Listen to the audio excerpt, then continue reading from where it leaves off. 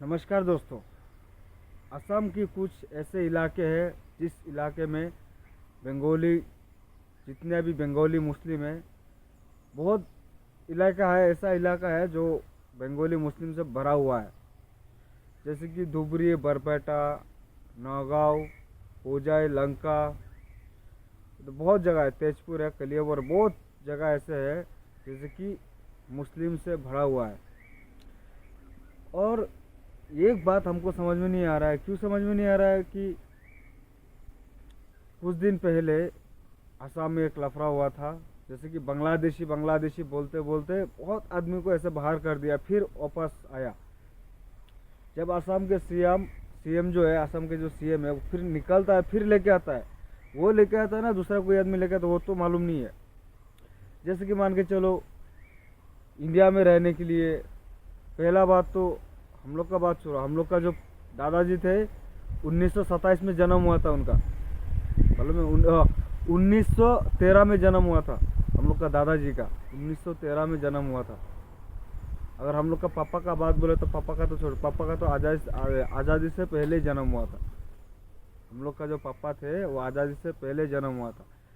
तो मैं यही कहना चाहूँगा, आज़ादी के टाइम पर जैसे कि मान के चलो, इंडिया और पाकिस्तान जिस टाइम में लड़ाई हुआ था, इंडिया से पाकिस्तान बना, और बांग्लादेश जो है इंडिया से नहीं बना है। बांग्लादेश जो बना है वो इंडिया से नहीं बना है, वो बांग्लादेश बना है वो पाकिस्तान से ही बना है। अगर इंडिया की बात करें तो ओमान बना है, नेपाल बना है, और भी कई देश है जो इंडिया से अलग हो चुका है, और पाकिस्तान भी अलग हो चुका है। और पाकिस्तान से ही बांग्लादेश बना है। बांग्लादेश असम से नहीं बना है, असम से बांग्लादेश नहीं बना है।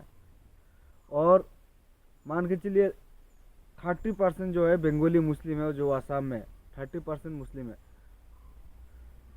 जब मान के चलिए 72 का, 73 का, 65 का, किसी का पास ऐसा भी है। और कुछ दिन पहले जो एक वीडियो वायरल हुआ था, एक बुढ़ा आदमी था, शायद असम का है, उनका उम्र हो चुका है 100 साल उम्र हो चुका है।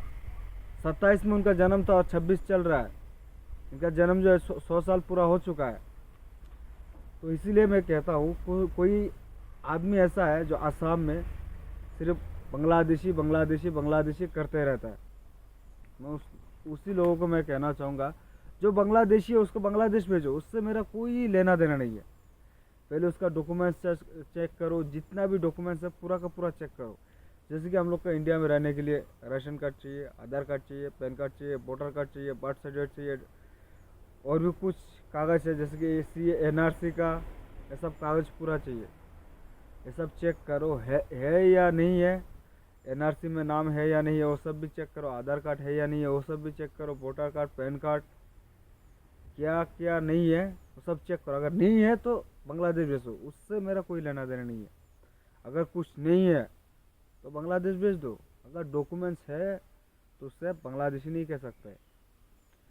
उसको आप बांग्लादेशी कहने से पहले आपका दिमाग में पहले सोचना पड़ेगा।